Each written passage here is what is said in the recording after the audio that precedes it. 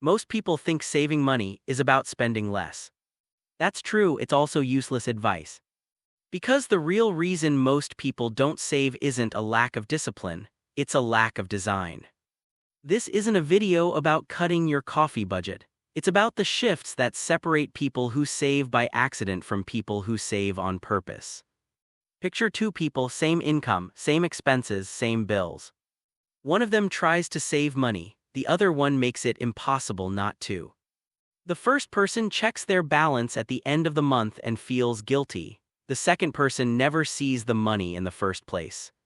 Same starting point, wildly different outcomes. That's not a coincidence, that's a system.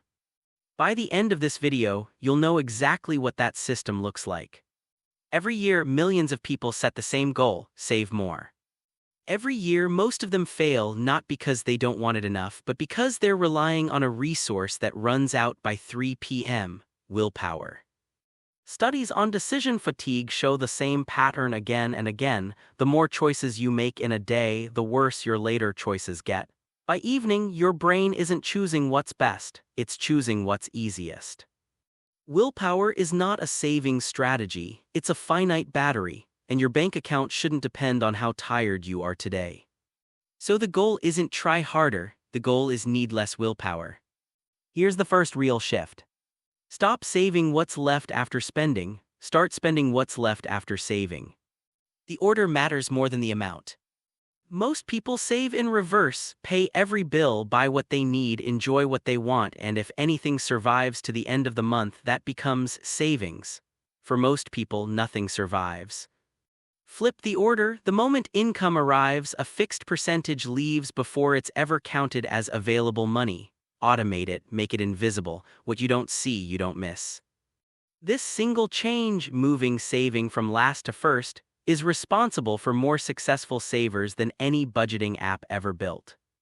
A $6 coffee isn't $6, it's $6 repeated, compounding, a decision made on autopilot 5 times a week for years.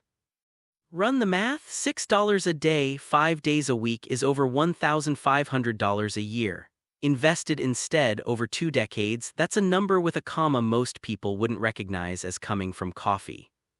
This isn't about giving up coffee, it's about noticing which purchases are decisions and which ones are just habits wearing a decision's mask. The habit doesn't feel like a choice, that's exactly why it's expensive. Want to spend less without relying on discipline? Make spending harder.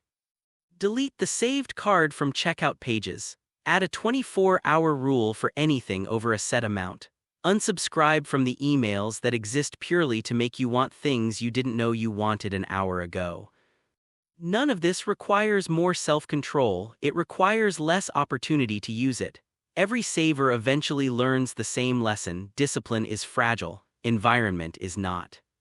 The people who seem to have the most self-control usually just built an environment that never tests it. Here's the shift most people miss entirely. Every time income goes up, spending quietly rises to meet it. A raise arrives, a slightly nicer apartment follows, a slightly nicer car follows that. Within a year, the raise is gone, not spent on anything memorable, just absorbed. This is lifestyle creep, and it's the single biggest reason high earners still live paycheck to paycheck. The fix isn't complicated. When income rises, let savings rise with it automatically before lifestyle gets the chance to notice the difference. Here's why so many savings plans collapse in month 6. A car breaks down, a medical bill arrives, a job ends without warning, and the savings built over months gets wiped out in a single afternoon, not because the plan was bad but because it had no shock absorber.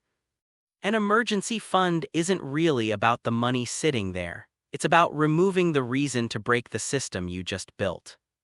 Without one, every emergency becomes a debt.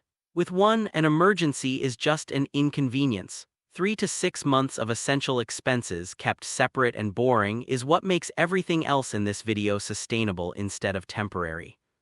Before any of this works, there's a question that has to be answered honestly: is debt quietly undoing the saving? High-interest debt doesn't just cost money. It costs the compounding that savings depend on. Every dollar earning 18% in interest against you is a dollar working harder than any dollar you're setting aside. This doesn't mean stop saving until debt is gone.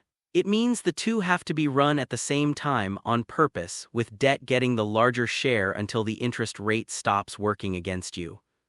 Saving into a low-interest account while carrying high-interest debt isn't discipline. It's paying to feel like you're doing something. People ask for a number. Here's the honest answer: the number matters less than the consistency. 20% is a common target. For some incomes, that's out of reach on day one, and that's fine. 1% saved automatically and increased slightly every few months beats 20% attempted once and abandoned by March. The system doesn't care what percentage you start at, it only cares whether the habit survives contact with a bad month.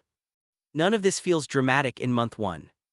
A 5% savings rate looks identical to a 0% savings rate after 30 days. But money, like habits, compounds in silence long before it compounds on paper.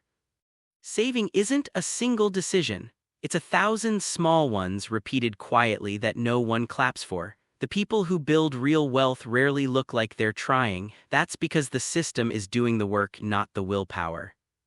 Give it a year, and the two people from scene 1 are no longer starting from the same place at all.